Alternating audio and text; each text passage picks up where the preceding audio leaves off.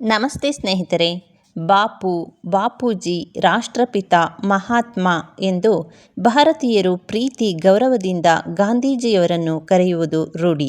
ಇವರ ಪೂರ್ಣ ಹೆಸರು ಮೋಹನದಾಸ್ ಕರಮಚಂದ ಗಾಂಧಿ. ಗಾಂಧೀಜಿಯವರು 1869 ಅಕ್ಟೋಬರ್ 2ರಂದು ಗುಜರಾತಿನ ಪೋರಬಂದರ್ ಎಂಬಲ್ಲಿ ಜನಿಸಿದರು. ಇವರ ತಂದೆ ಕರಮಚಂದ ಗಾಂಧಿ, ತಾಯಿ ಪುತಲಿಬಾಯಿ. ಇವರ ತಂದೆ ಪೋರಬಂದರ್ ಮತ್ತು ರಾಜ್ಕೋಟ್ಗಳಲ್ಲಿ ದಿವಾನರಾಗಿದ್ದರು. ಪುತಲಿಬಾಯಿ ತುಂಬ ದೈವಭಕ್ತರಾಗಿದ್ದರು. ಆಕೆಯಿಂದ ಗಾಂಧಿ ಪುರಾಣ ಪುಣ್ಯಕಥೆಗಳನ್ನು ತಿಳಿದು ಸತ್ಯವಂತರು, ಪ್ರಾಮಾಣಿಕರು ಆಗಿ ಬೆಳೆಯತೊಡಗಿದರು. ಚಿಕ್ಕಂದಿನಲ್ಲಿ ಅವರು ನೋಡಿದ ನಾಟಕ ಸತ್ಯ ಹರಿಶ್ಚಂದ್ರ. ಅದು ಅವರ ಮೇಲೆ ತುಂಬ ಪ್ರಭಾವ ಬೀರಿತು. ತಮ್ಮ ತಪ್ಪುಗಳನ್ನು ತಿಳಿದು ಕೂಡಲೇ ತಿದ್ದಿಕೊಂಡರು. ಬೆಳೆದಂತೆ ಮುಂದೆಯೂ ಅಂತಹ ತಪ್ಪುಗಳನ್ನು ಮಾಡದಂತೆ ಎಚ್ಚರ ವಹಿಸಿದರು.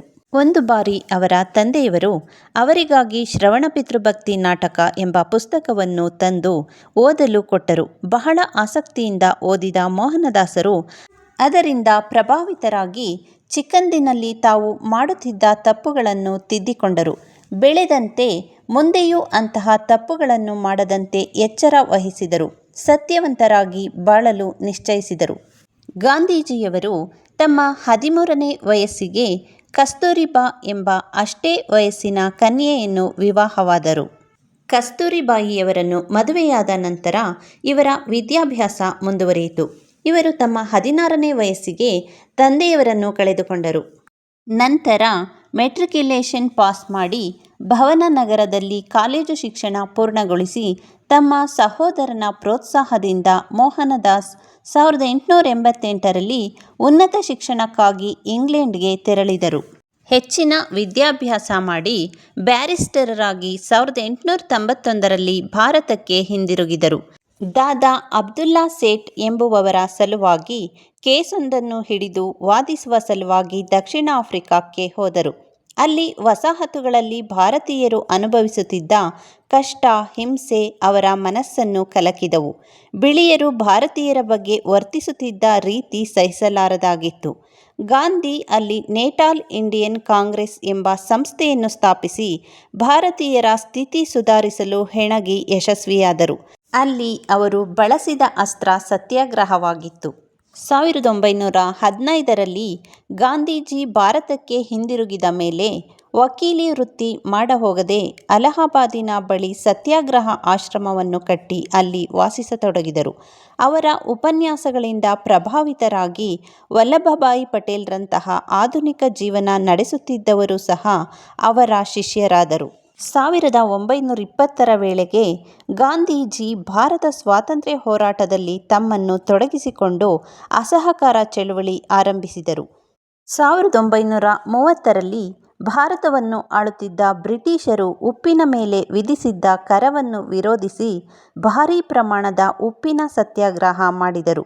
ಕಡಲ ತೀರದಲ್ಲಿ ಸ್ವತಃ ಉಪ್ಪು ತಯಾರಿಸುವ ಮೂಲಕ ಸಬರಮತಿ ಆಶ್ರಮದಿಂದ ದಂಡಿ ಎಂಬಲ್ಲಿಯವರೆಗೆ ನಡೆಸಿದ ಸತ್ಯಾಗ್ರಹಕ್ಕೆ ಅರ್ಥ ಮೂಡಿ ಇಡೀ ದೇಶದಾದ್ಯಂತ ಭಾರತೀಯರು ಸತ್ಯಾಗ್ರಹದಲ್ಲಿ ಪಾಲ್ಗೊಂಡರು. 375 ಕಿಲೋಮೀಟರ್ಗಳಷ್ಟು ದೂರ ಕಾಲ್ನಡಿಗೆಯಲ್ಲಿ ಗಾಂಧೀಜಿ ಮತ್ತು ಅವರ ಅನುಯಾಯಿಗಳು ಸಂಚರಿಸಿದ್ದು ಇತಿಹಾಸ. 1942ರಲ್ಲಿ ಬ್ರಿಟಿಷರೇ ಭಾರತ ಬಿಟ್ಟು ತೊಲಗಿ ಎಂಬ ಚಳುವಳಿಯನ್ನು ಹೂಡಿದರು. ಇದಕ್ಕಿರುವ ಇನ್ನೊಂದು ಹೆಸರು ಕ್ವಿಟ್ ಇಂಡಿಯಾ ಚಳುವಳಿ.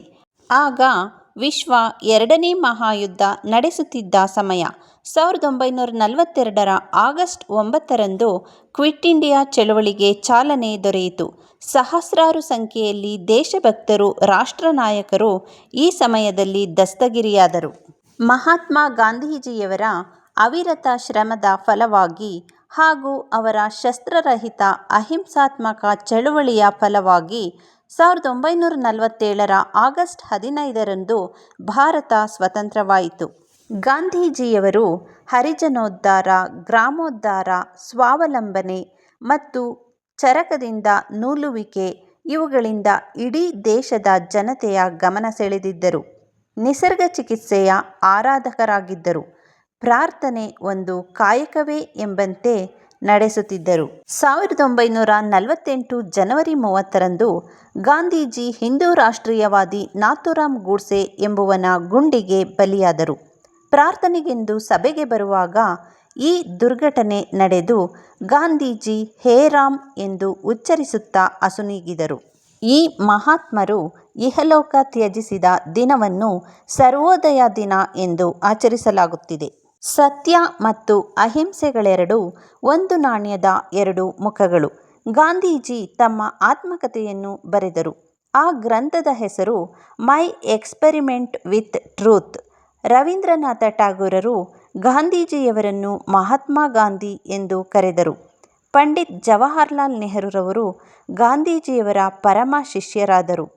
ಹೀಗೆ ಜಗತ್ತಿನಾದ್ಯಂತ ಲಕ್ಷಾಂತರ ಜನರಿಗೆ ಮಾದರಿ ಎನಿಸುವಂತೆ ಬಾಳಿದವರು ಮಹಾತ್ಮ ಗಾಂಧಿ. ನುಡಿದಂತೆ ನಡೆದರು. ಸತ್ಯ ಅಹಿಂಸೆಗಳ ಪ್ರತೀಕ ಎನಿಸಿದರು. ಜಗತ್ತಿನ ಅತ್ಯಂತ ನಿಸ್ವಾರ್ಥ ವ್ಯಕ್ತಿಗಳಲ್ಲಿ ಗಾಂಧೀಜಿಯವರು ಒಬ್ಬರು. ಭಾರತದ ರಾಷ್ಟ್ರಪಿತ ಎಂಬ ಗೌರವಕ್ಕೆ ಪಾತ್ರರಾದ ಅವರು ದೀನ ದುರ್ಬಲರ ಸ್ಥಾನಮಾನಗಳನ್ನು ಹೆಚ್ಚಿಸಲು, ಭಾರತಕ್ಕೆ ಸ್ವಾತಂತ್ರ್ಯವನ್ನು ತಂದುಕೊಡಲು ಜೀವನ ಪೂರ ಹೋರಾಡಿದರು. ಪ್ರೇಮ ಕರುಣೆಯ ಸಂಕೇತವಾಗಿದ್ದ ಗಾಂಧೀಜಿ ರಾಷ್ಟ್ರನಾಯಕರಾಗಿದ್ದವರು.